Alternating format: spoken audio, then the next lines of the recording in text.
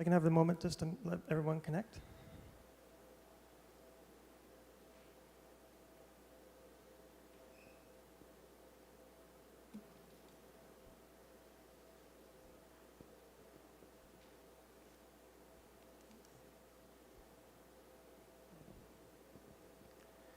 Commissioner Kreiner? Commissioner Wagner? Commissioner Diaz? Here. Vice Chair Hardy? Here. Chair Ving? Here. Thank you. Appreciate it. We will now begin the Pledge of Allegiance. Everyone, please stand. Ready? Salute. I pledge allegiance to the flag of the United States of America, to the republic for which it stands, one nation, under God, indivisible, with liberty and justice for all.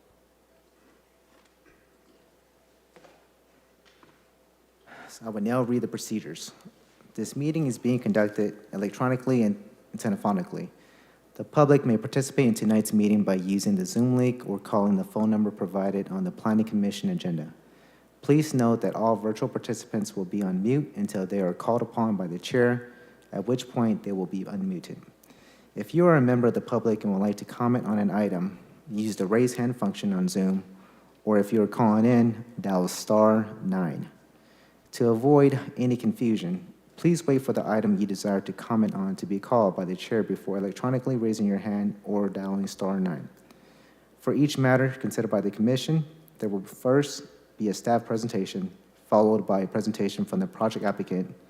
Testimony from the supporters of the project will then be taken, followed by testimony from those in opposition. The applicant will have the right to a final rebuttal presentation prior to closing the public hearing. In accordance with Section 13 of Article 2 of the Planning Commission Rules and Regulations governing the length of public debate, all public testimony from those in support and in opposition of the project will be limited to 3 minutes per person. Any testimony that reference race, religion, ethnicity, economic status, national origin, or any classification protected under the state or federal law in a derogatory manner shall be deemed irrelevant and will not be considered by the Commission in making its land use determinations. If you challenge these land use matters in court, you may be limited to raising only those issues you or someone else raised in oral or written testimony or before the close of the hearing. Next item on the agenda is going to be agenda approval. So we will start today's meeting with the approval of the agenda. Are there any changes to the agenda? Good evening, Chair Vang, Commission members, Will Tackett, Planning and Development. Staff is proposing no changes to the agenda this evening. Thank you. Do any commissioners have any changes to the agenda? Is there a motion to approve the agenda? Motion to approve. I'll second. We have a motion by Commissioner Diaz, a second by Commissioner Wagner. Secretary, may you please take vote? Commissioner Wagner? Yes. Commissioner Diaz? Yes. Vice Chair Hardy? Yes. Chair Ving? Yes, motion passes. Under the consent, we have 2 items. We have item ID 22449. It's going to be July 21st, 2021 Planning Commission regular meeting minutes, and ID 22498, March 2nd of 2022 minutes for the Planning Commission. Is there a motion to approve the consent calendar? I'll make a motion to approve the consent calendar. I'll second. We have a motion made by Commissioner Wagner, second by me. Will the Secretary please take vote?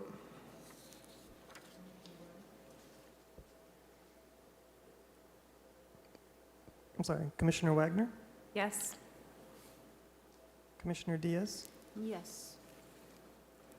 Vice Chair Hardy? Yes. Chair Ving? Yes, motion passes. Next up, do we have any reports by commissioners? Commissioner Diaz?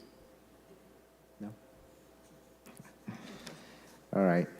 So the next item, item 8, we have continue matters. We have one item under continue matters that will be continued to May 4th, 2022. The first item under new matter is ID 22519. This is going to be a consideration of vesting tentative track map number 6370.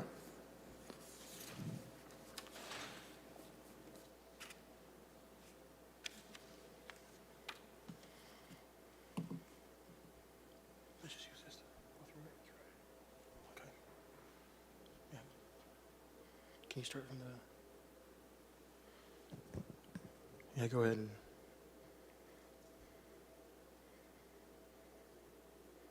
No, the other one. The other one. Oh, sorry, never mind. You got it up. Okay, sorry. Good evening, Chair and Commissioners. My name is Rob Holt with the Planning and Development Department.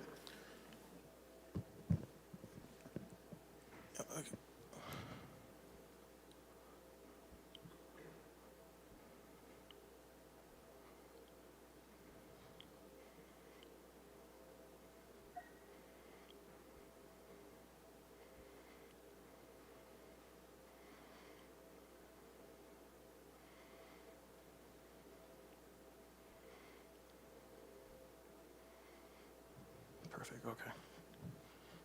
Sorry about that. My name is Rob Holt with the Planning and Development Department, and tonight staff is bringing consideration of Plan Development Permit Application Number P21-05564, vesting tentative tract map number 6370, and its related environmental finding. The application was filed by Gianetta Engineering on behalf of Granville Homes. The subject property tonight is located on the west side of Chestnut Avenue, just north of its major intersection with Teague Avenue. The property is generally surrounded by single-family residential neighborhoods, but more specifically to the west and east, more conventional public single-family neighborhoods. The south is a Marquise Collection neighborhood, single-family private gated residential, which is similar to this project. And to the north, you have vacant land, rural residential, and a further, just slightly above that would be an apartment complex. And as you can see, if you were to just look from the colors on the screen from zoning, it's primarily single-family residential. The subject application and subdivision is on approximately 4.41 acres and comprises of 26 single-family residential lots. The density is at 5.9 dwelling units per acre, which the subject property is in the medium-low density residential planned land use designation, which allows for between 3.5 and 6 dwelling units per acre, of which the 5.9 falls between and is consistent.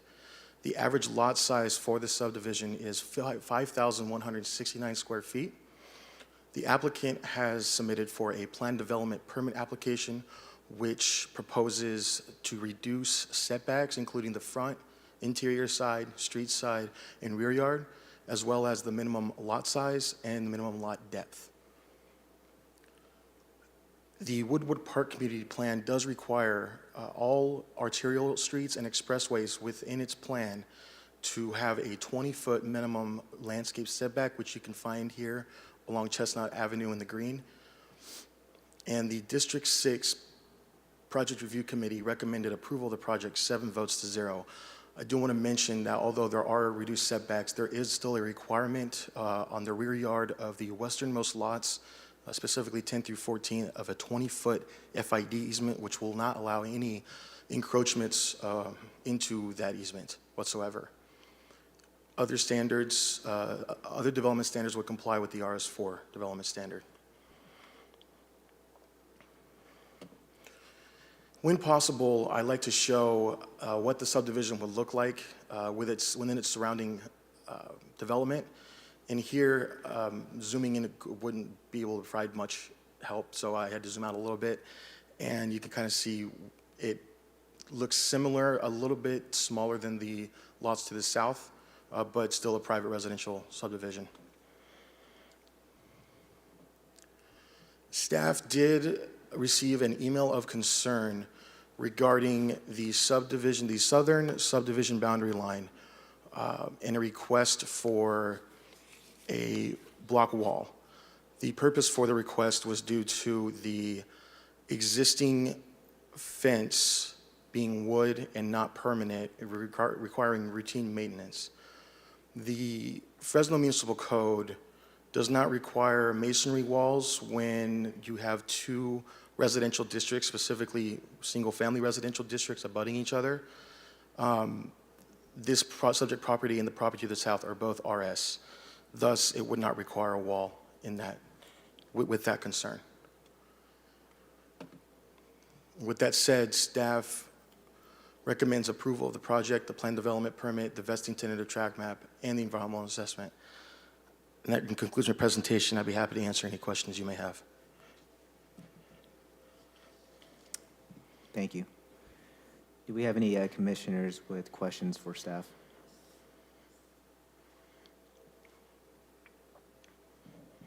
I now invite the applicant to present.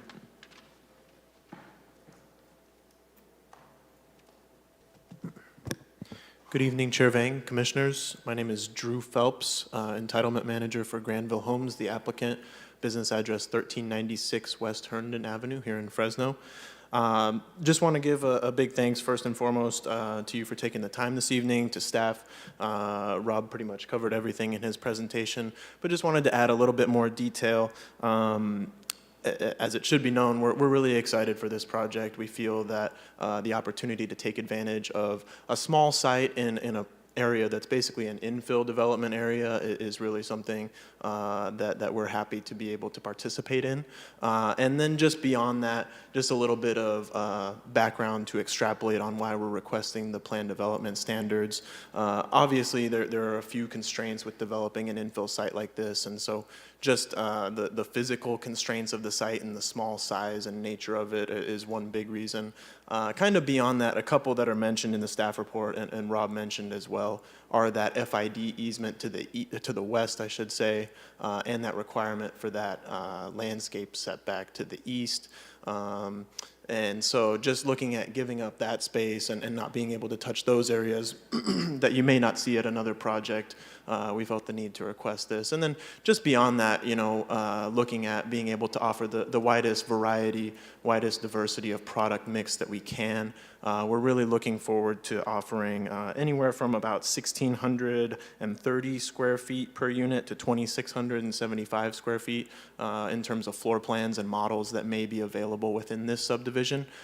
So just trying to open that up and offer a broad array as possible for an attractive neighborhood, giving home buyers the option to make a good choice. So those are really the main reasons for the plan development request. To address the concern for the letter that was submitted, we did look into that. We ran the numbers on what a block wall versus a wood fence may incur in terms of cost to the development, and unfortunately it was fairly excessive. We're looking with material costs these days at roughly about $100,000 difference between a new wood fence that we would be putting up for the adjacent property owners versus a block wall. And so that's really what we're proposing is, as required in a residential single-family district, a new wood fence going up. But other than that, really happy to address any questions.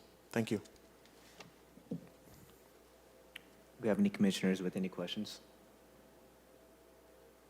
For this infill project, are you looking at one-story, two-story, or a mix of homes? So the product that we're looking for would be both, a mix of both one and two-story. That's correct. And is there any preliminary layouts as to how that might impact the existing homes in the other subdivisions and the views from their properties?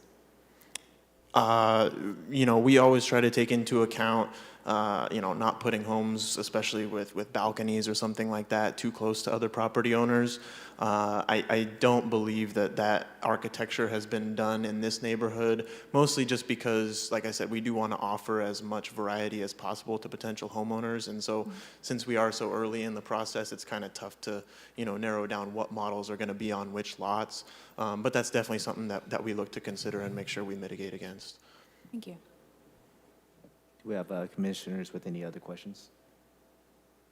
question for you. Outside of this letter that we just received, have anyone else, the neighbors, reached out to you guys in regards to the potential development itself?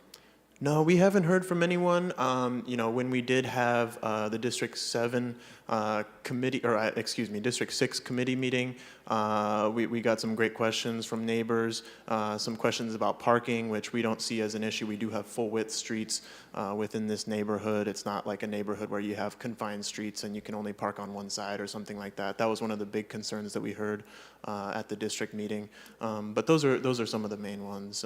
But other than that, no correspondence. Well, thank you. Thank Appreciate you. it. So we will now go out to the public. Are there any members of the public who wish to comment in favor of the application that are in chambers? If you're a member of the public on Zoom and would like to comment on an item, please use raise hand function, or if you are calling in, dial *9.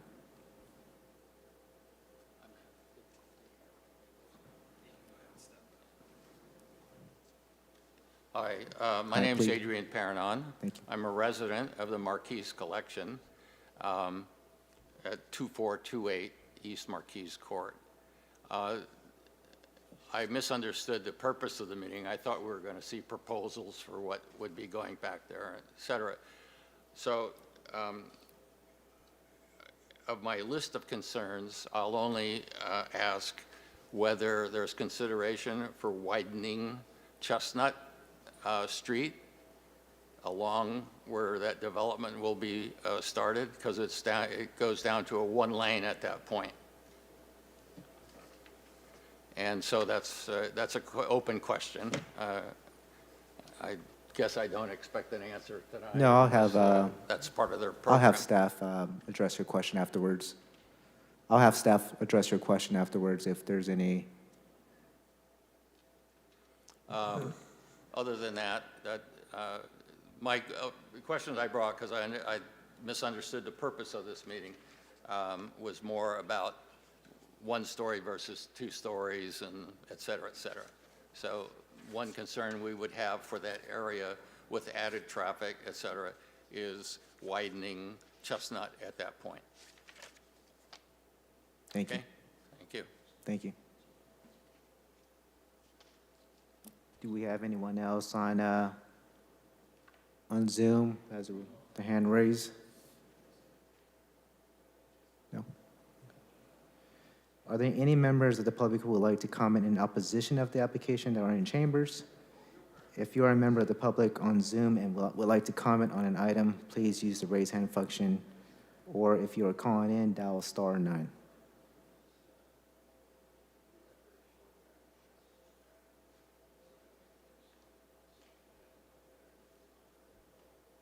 No one?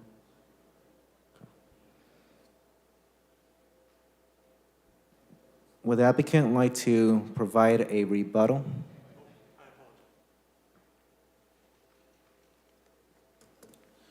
I'm sorry, I was discussing with our neighbor there. My apologies. Yes, we will be providing widening along the Chestnut frontage. That is a condition of the project. Okay. Thank you. Any questions from the commissioners? So we will now close the hearing. Would any commissioners like to ask questions or comments on this item? No? Would like to make a comment, would like for the applicant to please reach out to the neighbors and just kind of provide your information so that way if they have any kind of questions, they feel that you guys are really reaching out to them and helping them out through the whole process too. We greatly appreciate that. Do we have any motions from the commissioners? I'll make a motion to approve the track. Okay. I'll We have second. we have a motion by Commissioner Wagner, second by Commissioner Diaz. Secretary, please take vote.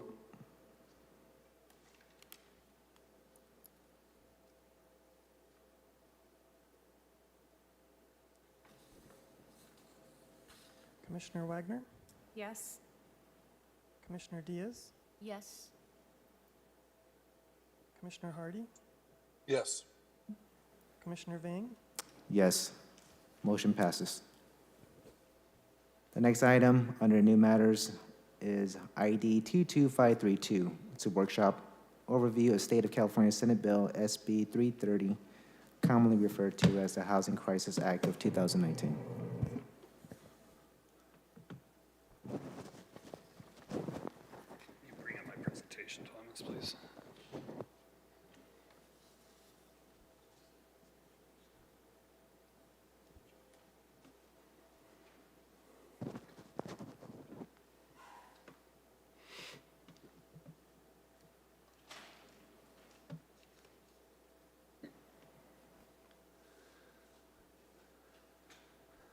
Okay, good evening again, Commissioners.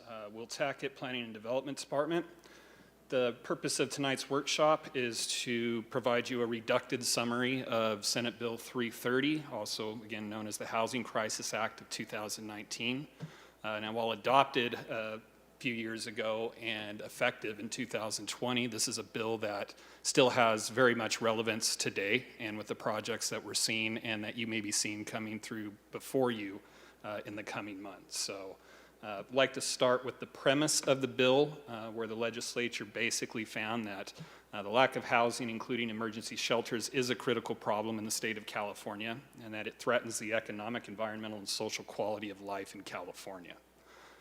Also recognized by the legislatures that many local governments do not give adequate attention to those economic, environmental, and social costs or the decisions that result in disapproval of housing development projects, reduction in the density of housing projects, and the excessive standards for housing development projects. Again, among the consequences of those actions or lack of attention, the legislature recognizes can result in discrimination against low-income and minority households, lack of housing to support employment growth, imbalance in jobs and housing, reduced mobility, urban sprawl, excessive commuting, and air quality deterioration.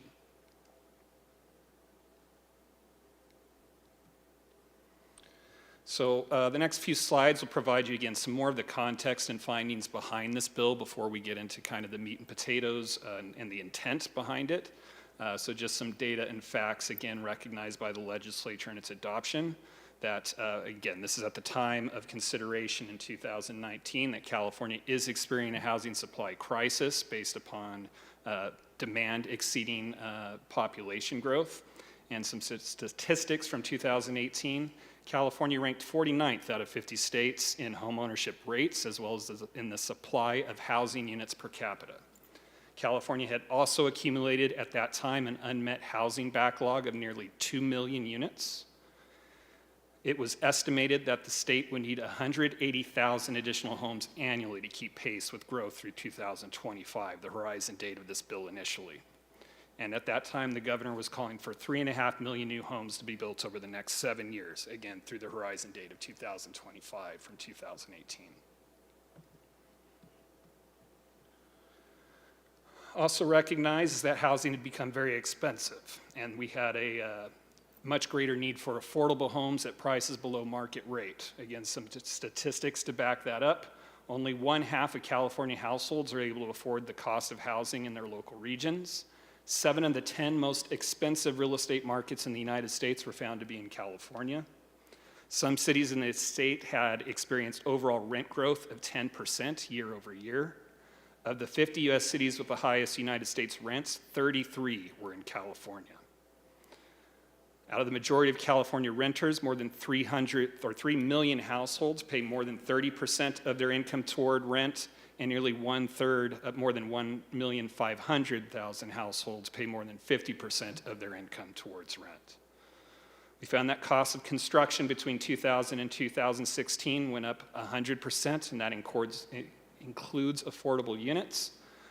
Some of that was attributed to lengthy permitting processing times, fees and costs for parking and other requirements. And basically, again, the legislator was recognizing that when Californians have access to safe and affordable housing, they have more money for food, health care, other aspects, and quality of living.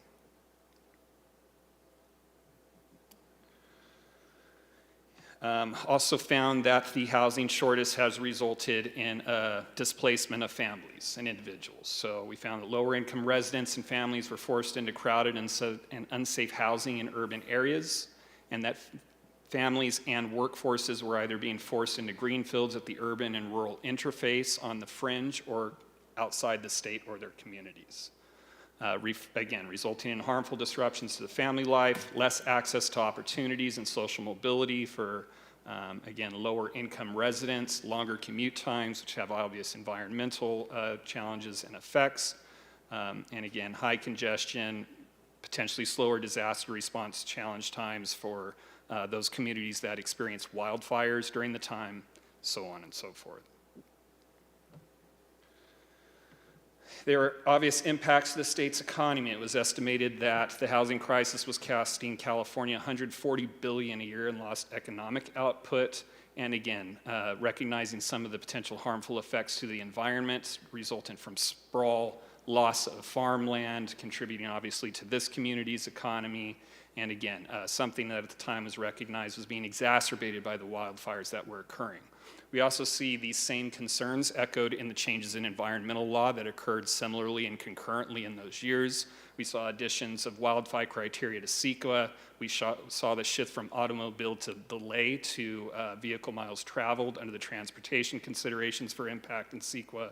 And we also saw the addition of energy and greenhouse gas emissions added to the CEQA criteria for evaluation. So what sort of strategies and what did the legislator come up with in this bill, and what was the ultimate intent? And these can be narrowed down to a few broad categories, but essentially suspending restrictions, again, through that horizon year of 2025. So making it easier to build any type of housing within the state of California. There is also an interest in curbing local government capabilities to deny, reduce density, or render infeasible, essentially affordable housing units. There was an interest in working with local governments to expedite permitting. So we saw the bill make revisions to the State Permitting Streamlining Act. We'll cover some of those shortly. And there was an interest in encouraging further infill development. Again, recognizing that the displacement that was occurring from the housing shortage, the exodus in some areas to cheaper lands, again, on the urban fringe or in green fields, and an interest in using existing building stock in inner city and existing infrastructure to support more affordable homes, and again, provide more opportunities to a greater range of individuals. Some important definitions to consider as we go through a housing development project under this bill can be considered in two ways. One, a strictly residential only type of project, residential units only. It would also consider a mixed-use development wherein 2/3 of the square footage is designated for residential use to be a housing development under this bill. You'll also hear reference to application of objective standards, being the criteria under which a city can consider and analyze a project and even potentially disapprove a housing project. In this case, that means involving no personal or subjective judgment by a public official. So one scenario to consider pertains to any type of housing development project. This is relative to the legislature's intent to suspend some restrictions and curb local government capability to deny projects. So if a housing development project was determined to comply with the applicable objective general plan zoning and subdivision standards and criteria at the time the application was considered complete, then the local agency can only base its decision to potentially disapprove that project or condition it in a manner which might reduce its density based upon a couple of criteria. And it is limited to these criteria. One, the project would have a specific adverse impact on the public health or safety.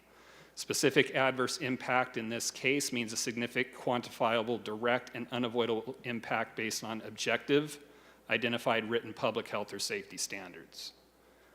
And two, there would be no feasible method to satisfactorily mitigate or avoid the adverse impact. So again, looking at this, it severely limits any local agency within the state's ability to deny a housing development project based upon any kind of subjective or discretionary criteria. And moreover, it requires that it be based upon a public health and safety finding. Similarly, limitations were provided. Now, these are directed more specifically towards affordable housing developments and emergency shelters. But basically, a local agency shall not disapprove or condition approval of a housing development project, including farm worker housing, for very low, low, or moderate income households, so affordable housing units. This also includes emergency shelters. And again, it limits the ability to disapprove projects or condition them based upon more strict criteria. One, would it have a specific adverse impact on the public health or safety, just like we saw on the previous slide relative to any housing development. One, denial would need to be required in order to comply with a specific state or federal law, and that there is no feasible method to comply with rendering the development unaffordable. Another criteria that could be considered is whether or not the land is zoned for agricultural or resource preservation, so that's one of the exceptions.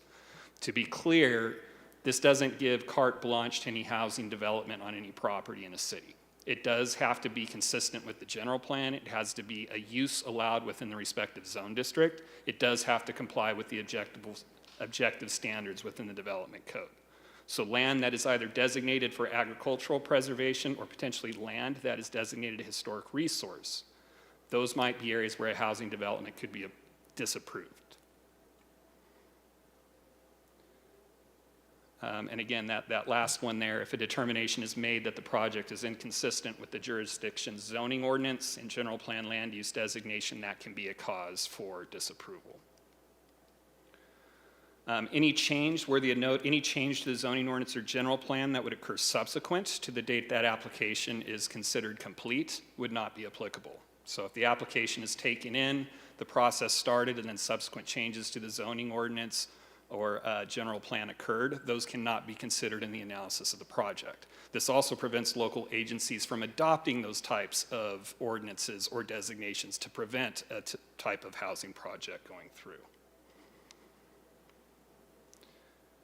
Again, the local agency isn't prohibited from requiring the development project to comply with objective quantifiable standards, and nor is a local agency prohibited from imposing fees or other exactions which are otherwise required by law or allowed by law and which are essential to provide necessary public services and facilities. So impact fees can still be collected as part of the analysis of a housing project.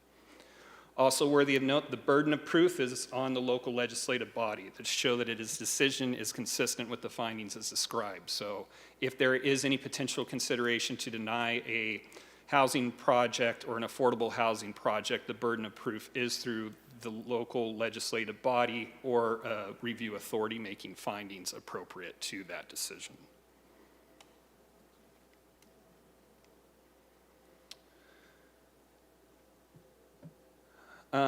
Another provision which will be of interest to this commission and which should be of interest to the city council pertains to plan amendments, rezoning, legislative actions, and things that would have the potential to reduce density or intensity of development.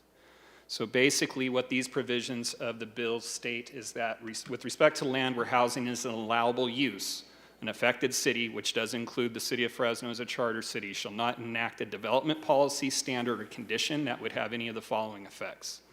Change a general plan land use designation or any other operative plan, the zoning of a parcel or parcels of a property to a less intensive use, or reducing the intensity of land use within an existing plan below what was allowed under the designation in 2018. Now that's a little bit tricky, so we have to consider what that land was designated for in 2018 versus what it is designated for today. If we have a proposal for a general plan amendment and rezoning, which would propose to reduce residential capacity within a zone district, so going from the medium density residential to the medium low, going from medium high density or a multifamily district to a single family district, or even rezoning mixed use property where there are residential use allowances and a residential capacity identified within the zoning ordinance. We cannot do that unless we simultaneously balance out such that there is no net reduction in residential capacity. Now what that may mean is we have to upzone property somewhere else in the city. So those applications, there may be two that need to be filed. One which would propose a downzoning on one property, in which case we would need to calculate what the potential loss in residential capacity is, and an accompanying plan amendment rezone for another property in the city to upzone and make up for that loss in residential capacity. It applies to development standards as well, so development standards that might reduce height, restrict floor area ratios, increase open space requirements, increase lot size requirements, or really anything that would lessen the potential intensity of housing, the same rules apply. So anything that would result in a less intensive use. Again, the section does not prohibit the city from downzoning or changing regulations so long as they concurrently approve another application such that there is no net loss in residential capacity. For purposes of this bill, concurrently means basically at the same time, the same meeting. So legislative actions which would be required for rezoning of property that go to the city council, they would need to consider both of those applications to create that balance, at least on the same agenda, same day. None of these provisions of the bill are retroactive, so they don't go back to previous years. It doesn't invalidate any prior decisions or actions of the city which may have occurred between 2018 and October of 2019 when the bill was adopted or to date. Hey, Will, can you go back to that slide? Are you going to talk about SB 8 as well? I will. Just- Okay. yeah.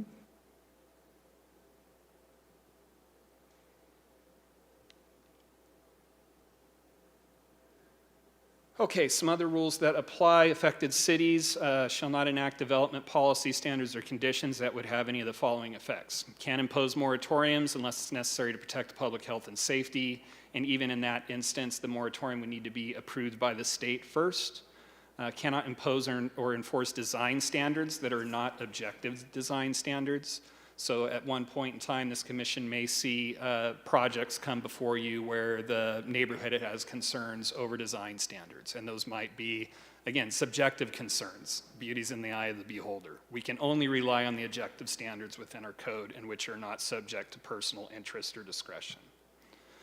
Some other prohibitions, cities are actually prohibited from approving a housing development project that requires demolition of residential units, unless they will create an equal or greater number of residential units.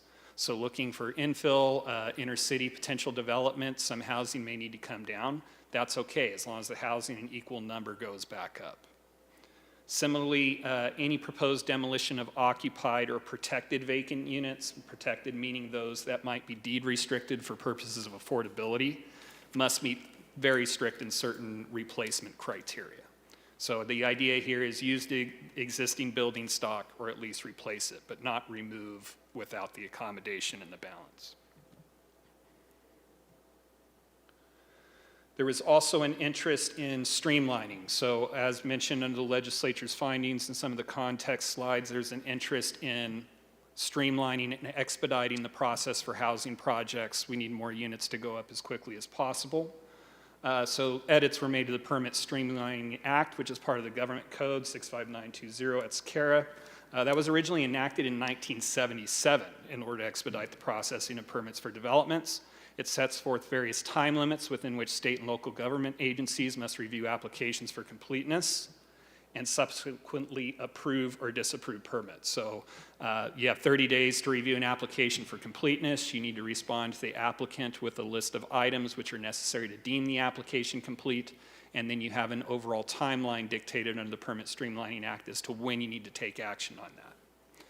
The agency must comply with CEQA, so those timelines are contingent upon the type of CEQA finding made. Once the finding is made, you have so many days to act on that project. Requires the agency to compile a list of what is required for application completeness for applicants, and the Permit Streamlining Act does not apply to legislative land use decisions or to ministerial permits. That's the exception. Senate Bill 330, again, made some revisions. It added a section to set forth requirements for a preliminary application, just as existed before, but specifically for housing development projects, including the project location, existing uses, the proposed land uses, number of units, parking, potential sources of air and water pollution, and any specials of concern, species of special concern, speaking of biology. So again, getting the basic information required to make a determination of whether or not the site is a site potentially eligible for disapproval under that limited criteria or those standards. And then also under those regulations, any consideration of whether a site may be a historic resource or eligible for consideration as a historic resource needs to be made at the time of the application for the housing development project is deemed complete. So it needs to be done up front.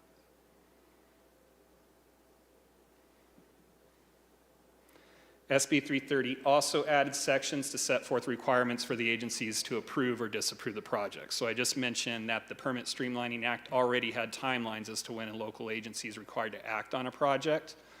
Those requirements were modified in some sense. So a determination, because the criteria under which a local agency can disapprove a project are so limited, a determination of consistency is actually accelerated under Senate Bill 330 and its revisions to the Permit Streamlining Act.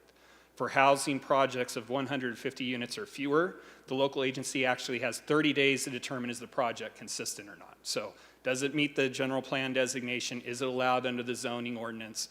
Again, design considerations, development standards are something that you can potentially work with, but is it consistent? If it's not, you need to make that determination within the first 30 days.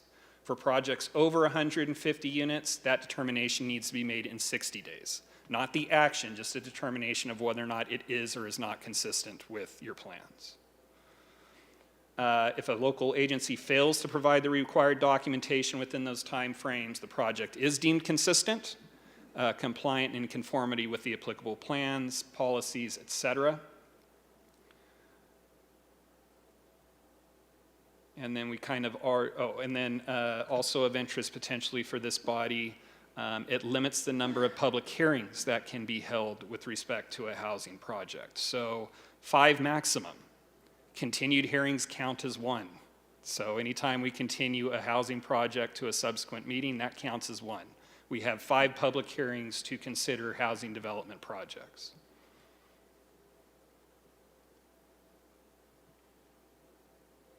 Senate Bill 8. So Jennifer just mentioned Senate Bill 8. This is a subsequent bill adopted in September of 2021. I won't go through all the provisions. It provides some clarifying language, definitions, et cetera, to Senate Bill 330 where there was some ambiguity. But the 2 primary things here was it made the Housing Crisis Act, Senate Bill 330, which was previously operative through 2025, operative through 2030. So it extended it 5 years, as well as its rules and regulations.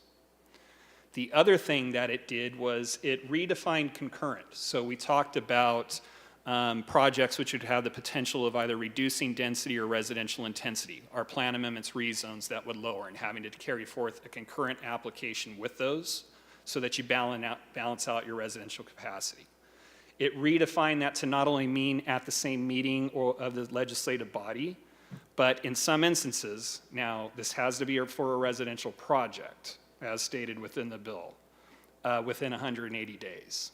So if you have a residential project that is proposing to reduce capacity, then you would not necessarily have to act on a balancing rezone to balance out the residential capacity loss on the same day, but you would have to do so within 180 days, so 6 months. So this works in 2 ways, right? It means that potentially we can bank, we can approve up zones, and within the next 6 months come behind that with projects and approve those because we've already had that bank of units to balance out. It can also mean potentially that a project proposing the downzoning can go through so long as the subsequent project comes behind it and is approved within that 180 days. Now there's a contingency there, right? You're counting on something happening in the future which may or may not be approved. So staff would recommend exercising caution in those recommendations, but nonetheless, it was the definition of a concurrent was redefined by Senate Bill 8, but that 180 days is only limited to residential projects. It does not apply to other projects.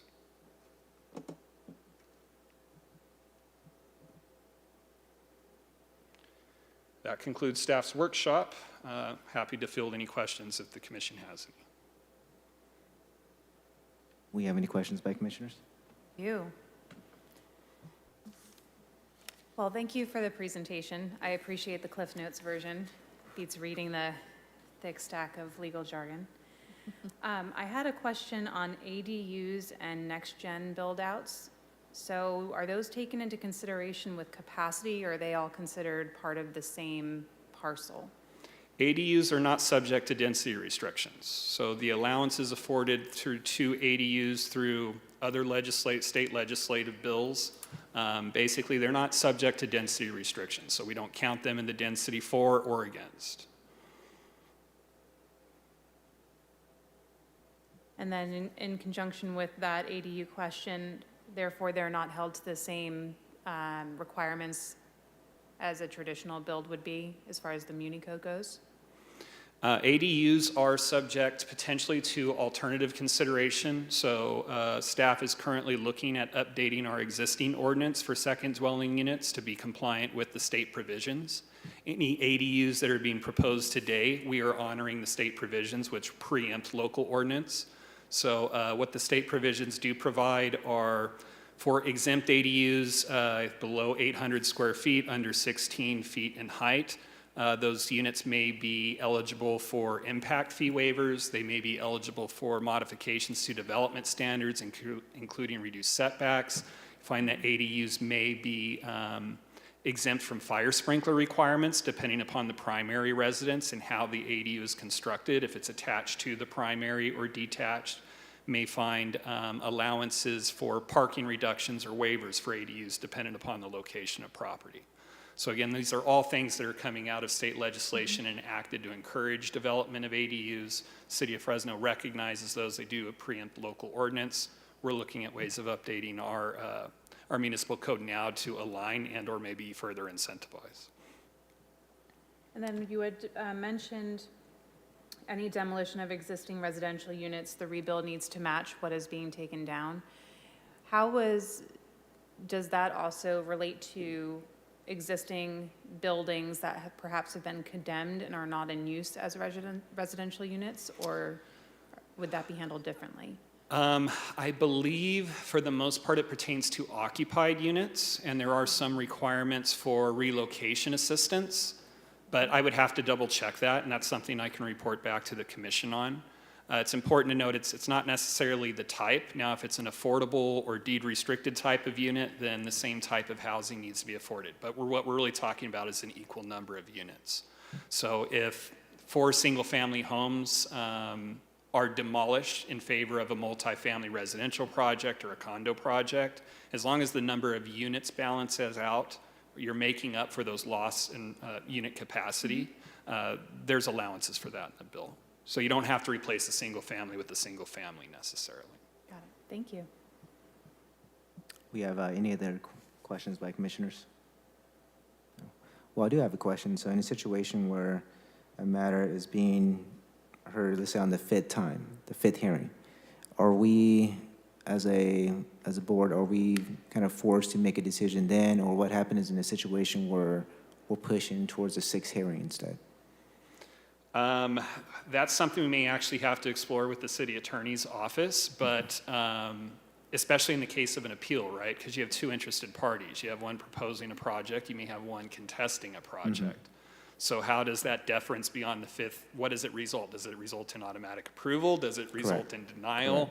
I'm not sure about that, but what it does indicate is essentially we have, again, in order to streamline and expedite projects, I think the intent of the legislature is they don't want these projects just being stymied and carried out and held down, right? So most of the intent from my reading of the bill is, again, it's to limit local authorities' ability to deny these projects. And you can read, there's some things going on around the state right now in different municipalities where you see local agencies trying different things, right? They're looking at, well, is this a historic area? Is it a designated biological preserve, right? Because maybe the community doesn't necessarily want that type of project. So again, it's really trying to hold local agencies to a consistent and equitable standard. And again, those being objective standards per their code, consistency with their plans as were in effect at the time those applications were complete, and taking that discretionary, subjective, personal consideration out of the analysis.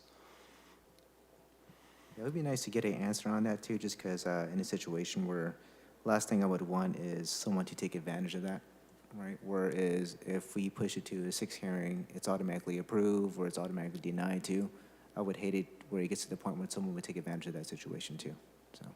Yeah, I think just from staff's recommendation, just don't, if there's not a need to continue projects, Yeah. especially as they relate to housing, don't push them too far. Correct. Obviously, there may be a need to send staff back and look at something and report back, but, we just don't want to continue unduly delaying these projects with continuances. There are those instances where it may be warranted. I'm sure there are those that have occurred where they've not. All right, thank you, Will. Well, is there any way, may you please send out those slides to the commissioners so they can keep Absolutely. that too? Yes. Thank you. And did you actually read the entire bill yourself? For the most part, I can't tell you about the 5 hearing rules, so I don't know all the legal ins and outs of it. But yeah, I did go Awesome. through it. Hey, thank you so much. We Thanks, really do Will. appreciate the presentation.